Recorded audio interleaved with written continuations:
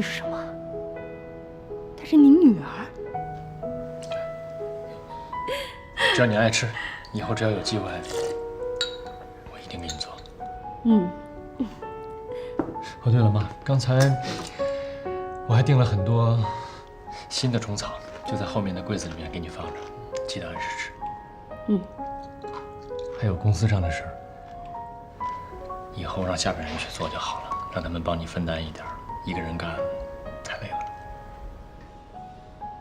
哟，少宇，你这几天是怎么了？怎么替妈想了这么多？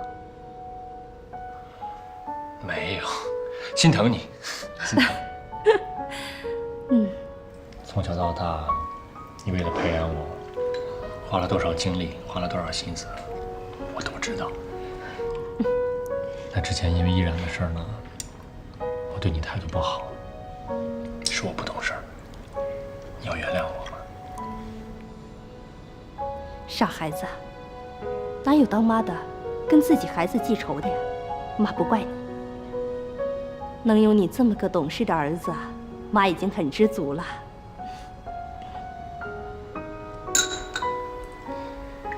妈，我有件事儿想问你，但不知道行不行。什么事儿？其实从8年前开始呢，你就一直反对我跟依然在一起，甚至不惜逼走他。到现在我都不知道是因为什么，到底是什么原因让你这样做？在今天这种情况下，你能告诉我吗？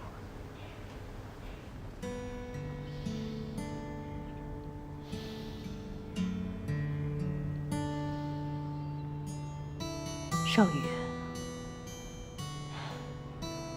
妈之所以反对你和依然在一起，因为当年他爸是咱们家生意的竞争对手。我跟他爸爸在商场上有很多的明争暗斗，这些你们都不知道。后来，我联合了几家公司，用了很极端的手段，把他们家的生意彻底给击垮了。所以我一直担心，依然是故意接近你，是替他们家来复仇的。妈不得不替你防着点儿。少宇，妈知道当你那么做，可能伤害了你的感情，但是生意场上本来就是你争我夺，不能有半点怜悯，否则被击垮的可能就是我们。你要明白妈的一片苦心。明白，现在明白了，都明白了。事情过去就让它过去了，再去追究谁对谁错，没什么太大的意义。只是这样看来，依然其实也是一个受害者，他没有错对了。少宇，很多事情不像你想的那么简单。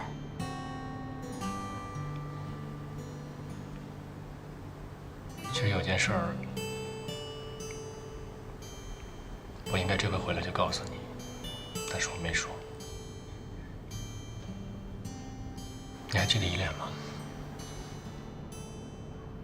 哦，依然的妹妹，那孩子挺可爱的，怎么了？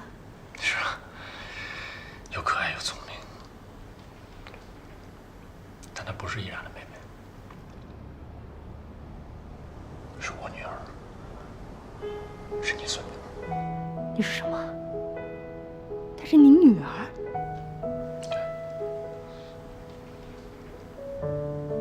你当时逼走依然的时候，她已经怀了我的孩子，只是她没有告诉你，只是一个人默默的离开，选择独自抚养她长大。依恋，真的是你女儿，是我的亲孙女儿。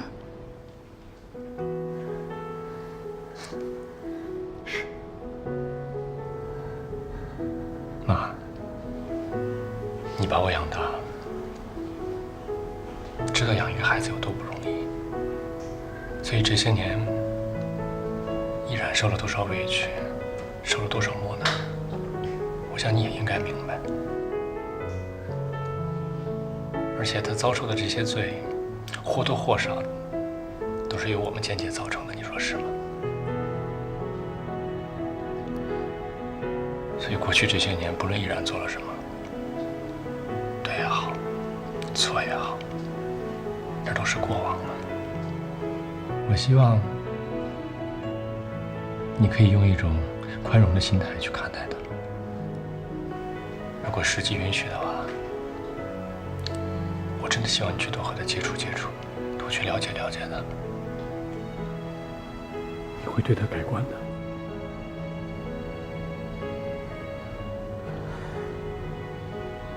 妈，依然选择为了我生下这个孩子，并把他养大，你觉得他心里还有恨吗？所以，请你相信我，相信这个你儿子曾经很用心爱过的女人，好吗？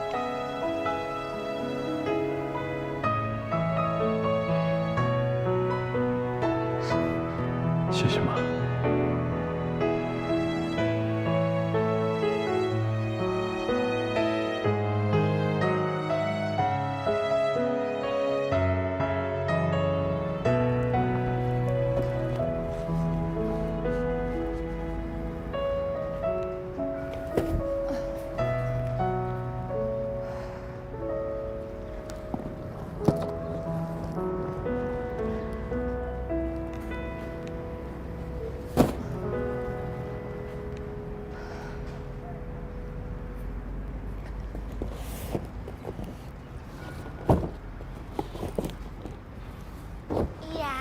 啊！你帮我看看，我是不是全做对了？我看看啊，100分。继续把后面的也做了啊。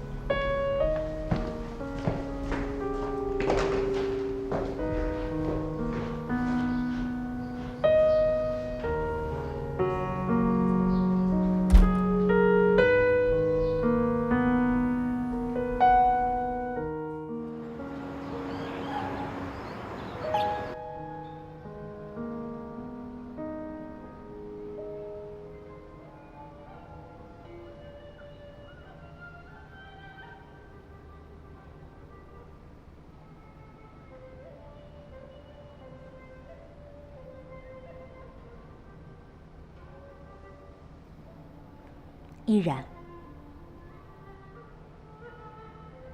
以前是我做的不对，3番5次的拆散你和少宇。昨天少宇已经把一切都告诉我了。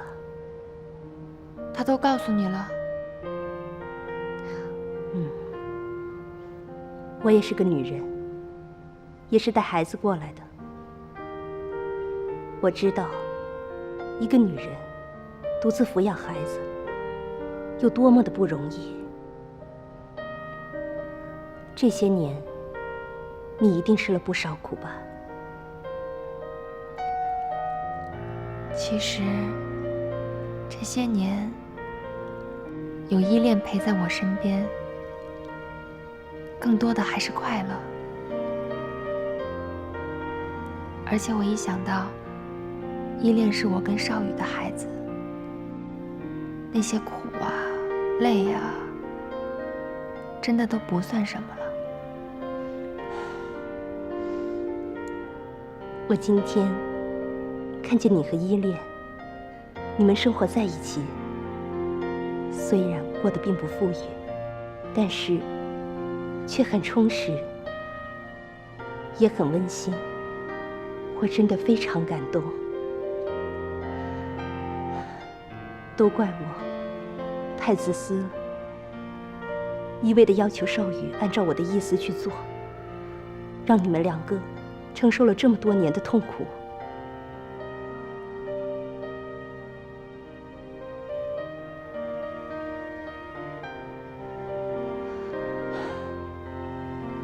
依然，我希望你能回到少宇的身边，你们两个应该重新在一起。阿姨，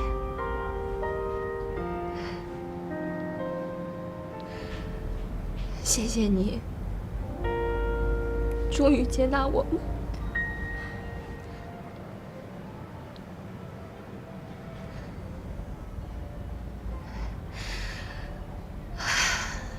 但是现在少宇已经喜欢上别的女人了，我们已经分手了。他喜欢上别的女人？